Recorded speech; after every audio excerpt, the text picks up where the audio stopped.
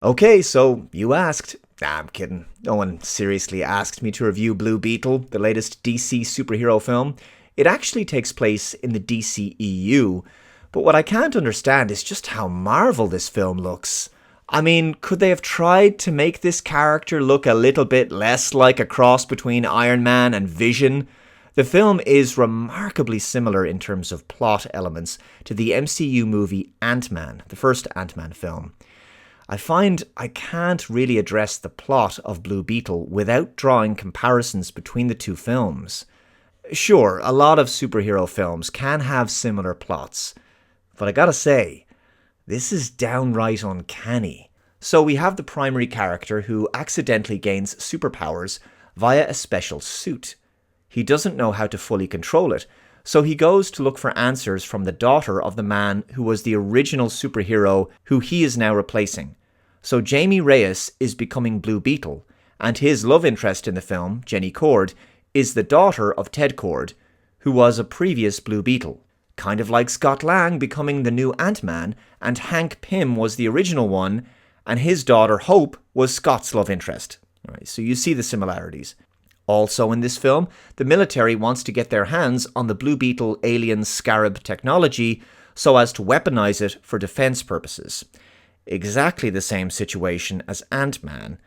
The bad guys even have a similar suit, and there's a similar big showdown between them at the end.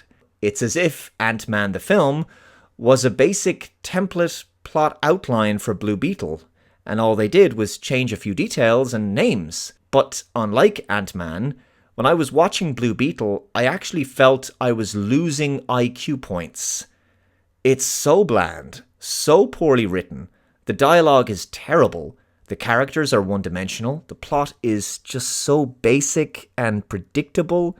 Even Jamie's family are like a cartoonish stereotype of an eccentric Latino family. They're meant to be endearing and funny, but they just behave in insufferably silly ways. Dave, this film is nothing like Ant-Man. The Blue Beetle suit can't change a person's size. Yeah, that's about the only area in which the films differ. The film's basic story structure is about as generic as it comes.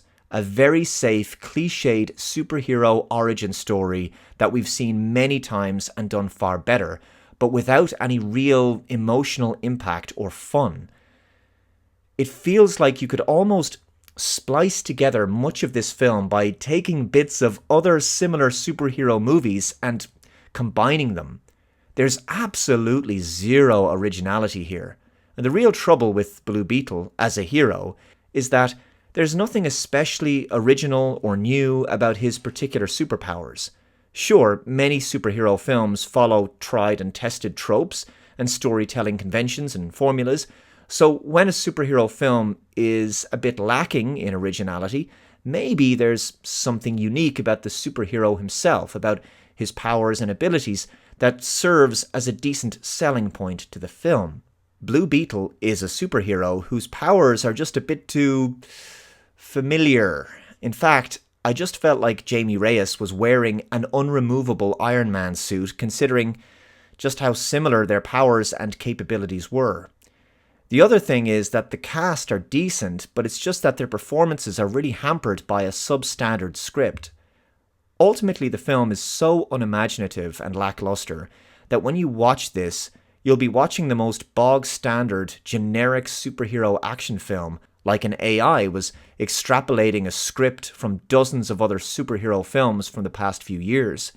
There's elements of Iron Man, elements of Ant-Man, and Spider-Man in there.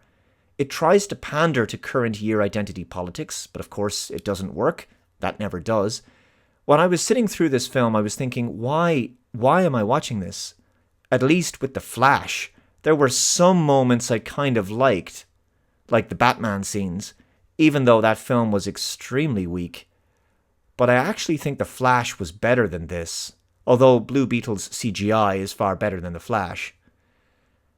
So that really says everything. I'm not going to make this review any longer than it needs to be. This is the most copy and paste attempt at a superhero film I've ever seen. It's obviously 2 thumbs down from me. So, my advice, you can go ahead and skip this one and just rewatch Iron Man and Ant-Man again. They were funnier and smarter films.